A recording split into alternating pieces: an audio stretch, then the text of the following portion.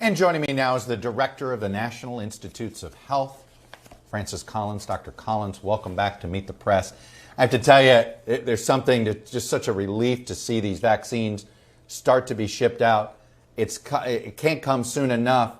And yet I do think we ought to step back. It's quite remarkable that we have a vaccine in such a short period of time. It is less than a year from the first confirmed case, it appears, if we even backtrack to December of 2019.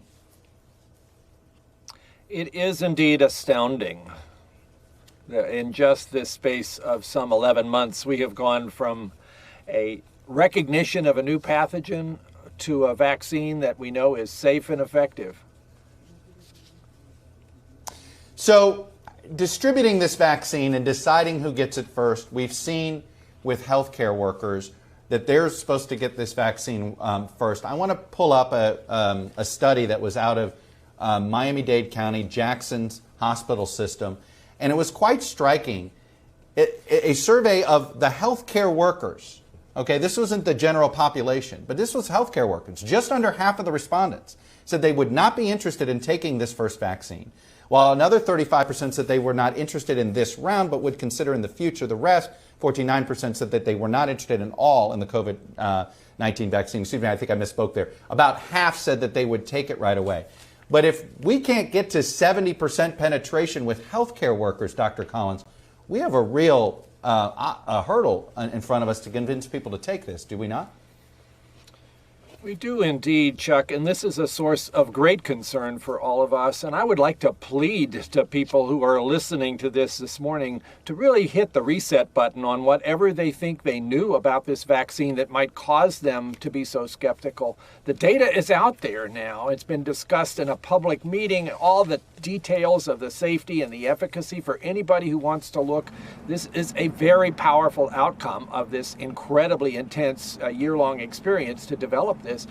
And I think all reasonable people, if they had the chance to sort of put the noise aside and disregard all those terrible conspiracy theories, would look at this and say, I want this for my family. I want it for myself. People are dying right now. How could you possibly say, let's wait and see if that might mean some terrible tragedy is going to befall?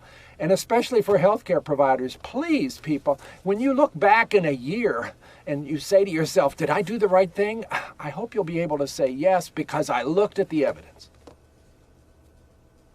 You know, some of this skepticism may be borne out by the idea that there was a speediness to this, that we were rushing it along. I mean, some have objected even to naming the vaccine goal Operation Warp Speed. And there was something the president tweeted on Friday, and I'm wondering how helpful this is. He says, while my pushing the money drenched but heavily bureaucratic FDA saved 5 years in the approval of numerous great new vaccines, it is still a big, old, slow turtle. Get the damn vaccines out now, Dr. Hahn. Stop playing games and start saving lives. The skepticism, are you concerned it's born out of the appearance that we rushed this? I mean, even that last tweet, it looks like we sped things up a day. I think that is part of the skepticism, along with a lot of other things that reflect the terrible polarization we have in this country about absolutely everything, this included. But if you look at the facts, the way in which these vaccines were designed, tested in phase 1 and then phase 2, and then very large phase 3 studies, 44,000 people in the Pfizer trial, and then this careful analysis by objective scientists who are the only ones who first get to see the unblinded data, then it goes to the FDA, then it's reviewed in a public setting. I think there have been few, if any, vaccines that have ever been subjected to this level of scrutiny. So if you want to look at the facts, I think you should be very reassured. Put aside all of the noise and, yeah, all of the skepticism that's born of potential interference from some source or another. That did not determine the outcome. This was based upon scientific decision-making of the most rigorous sort. I'm part of that. I'm talking out of knowledge of having been totally immersed in this 100 hours a week since last January. Let's talk about some of the issues that we don't know the answer to yet after you take the vaccine. When will we know the answer to the question of whether, if you've been vaccinated, whether you can spread the disease? Chuck, that's a great question because we know from the phase 3 trials of Pfizer and Moderna's vaccine will be discussed on Thursday in a public meeting, and it looks very similar, that this is very effective, 95% in preventing symptomatic illness. But we don't know whether somebody who had the vaccine could still acquire the virus without any symptoms and potentially be contagious to others around them. That is an urgent question to discover. It will take us a couple of months to figure that out, and there's still some debate about the ideal design of the studies to do that. What that means is, if you've had the vaccine, and people are going to start getting it this week, you still need to wear the mask. You still need to think of yourself as potentially contagious, even though you are protected from getting sick at a very high percentage of certainty. Masks are still going to be part of our life. We need to recognize that and not step away or start to drop our guard. How long are masks going to be a part of our life? I mean, are they going to be stocking stuffers next year too? I don't think so, but it's going to depend on the American public quite a bit in terms of whether people are willing to take part in this immunization plan, which depends on the vaccine. The experts would say we need 70 to 80% of Americans to be immune before this virus will basically give up and it'll be gone. And we think we can get there by June or so for almost all of the 330 million Americans who are interested in getting this vaccine. But if only half of them do so, this could go on and on and on. General Perna, who's responsible for the distribution, gave a comparison on Saturday that this distribution was kind of like D-Day. Well, okay, let's make that comparison. Remember, D-Day was June of 1944. The war didn't end until 1945. We're in that same space, and it's up to all of us, just like we did in World War II, to pull together and say, we're going to get through this, but we're not done yet. And we got to absolutely double down on all the things that Americans can do to save lives. And look at the lives that we have lost and the tragedy that's there. And if we've got a chance to make this next few months, which otherwise could be really dark, just a little bit better, why wouldn't we do that?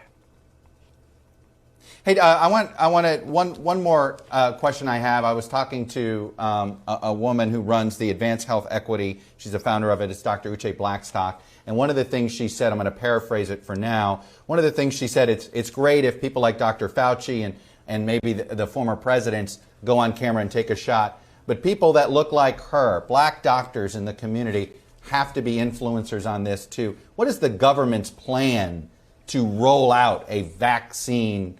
You've got to take this campaign. Are we going to start to see PSAs, celebrities, things like that?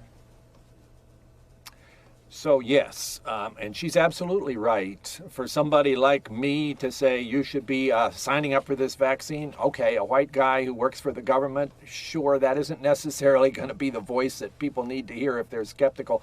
We are working closely with healthcare providers, especially those in communities of color, and trying to make sure that all of those messages are ready to go. CDC just put up a toolkit that's available for people trying to spread the word about what we know about vaccines. That just went up a day or two ago. And there is a big effort coming soon for public service announcements with voices of people who we hope will generate trust, not just necessarily people who sound like they might just want it to be true, but people who've been part of the whole enterprise, have looked at the facts and say, America, this is good for you.